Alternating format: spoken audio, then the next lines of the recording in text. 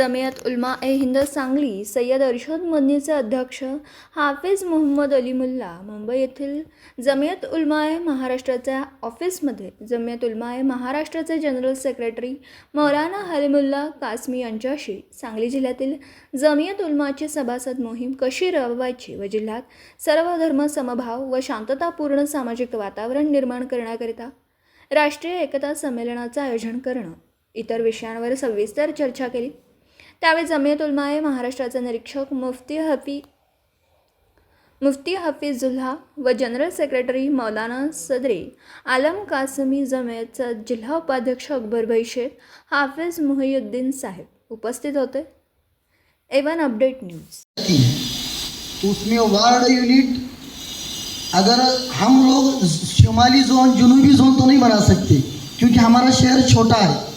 उसको हम वार्ड में अगर बनाएंगे तो हमारे पूरे सांगली के अंदर कम से कम 42 वार्ड होंगे, तो एक वार्ड को एक कर सकते हैं क्या?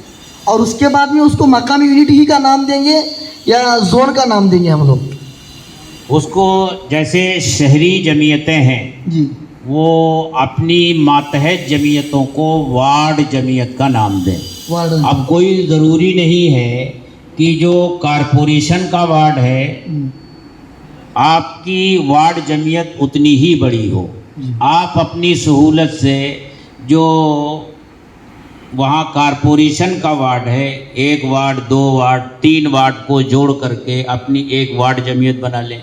जी, और अगर निज़ाम को ज़्यादा फैलाना चाहते हैं और मजबूत करना चाहते हैं तो जितने वार्ड कारपोरेशन के हैं उतने वार्ड आप बना लें, कोई रुकावट नहीं है। उन तमाम वार्डों को मकामी यूनिट बनाए जाए। मकामी यूनिट माने वार्ड जमीयत कहेंगे आप, ward Jamiat. Ward Jamiat. Ward Jamiat की वही हैसियत है जो ज़िला में मकामी जमीयत की।